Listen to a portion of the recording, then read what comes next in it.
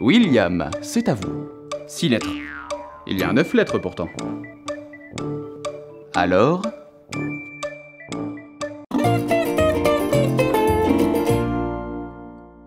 Imaginez que pour chaque mot, ce soit la même épreuve insurmontable d'associer toutes ces lettres pour former un mot. Ou bien la sensation que les lettres bougent, dansent, s'inversent.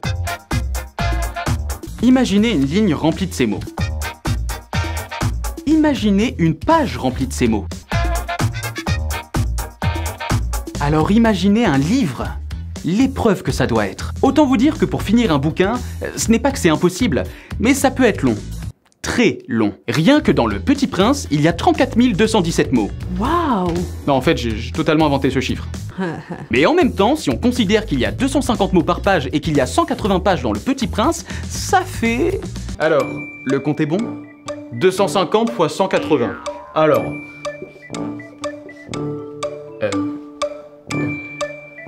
Bon, ben, je dirais beaucoup. Alors, regardons le résultat. 4, 5, 0, 0, 0. Ouh, ça doit être beaucoup, hein. Oui, la dyscalculie aussi. Du mal avec les chiffres, avec les maths, tous ces chiffres ensemble ne veulent pas forcément signifier un nombre. 45 000 45 000.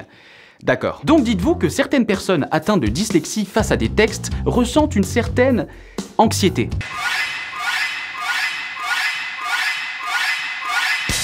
Rajoutez à cela la pression du professeur, de l'examinateur, des camarades, des collègues. Pour qu'un dyslexique puisse apprécier un texte, il y a dans un premier temps la lecture, l'orthographe, et ensuite il y a le sens des mots, du texte, il faut donc 2 lectures. Mais jamais 203. La troisième lecture, c'est pour les détails, les subtilités. Si nous pouvons faciliter la première étape, c'est déjà une grande victoire. Je vulgarise un peu, surtout que toutes les dyslexies sont différentes. Mais partons du principe, tout simple, que l'idée est de faciliter la lecture, que les lettres ne se mélangent pas, ni les mots. En changeant la police Arial 12 ou 14, avec un interligne double ou 1,5, des paragraphes plus légers, allez à la ligne dès que ça fait sens. Dans un tableau Excel, alternez une couleur blanche et une couleur gris clair. Et hop, ça vous a pris 3 clics et eux, ça leur a pris 2 fois moins de temps à lire le texte. Bon sens, mais c'est bien sûr. Alors William, j'ai dyspraxie. La dyspraxie, un trouble de la coordination des mouvements. Pour écrire avec un stylo par exemple. Voilà. Ou par exemple pour faire mes lacets. La dysphasie, des troubles du langage, la plupart de ces dys, comme dysfonctionnement, nécessitent plus de temps, de concentration. Ne donnez pas toutes vos directives d'un coup, les unes après les autres. D'abord, ouvre document. Faites des phrases quand même. Quelqu'un qui a du mal à écrire, donnez-lui plutôt l'occasion de parler.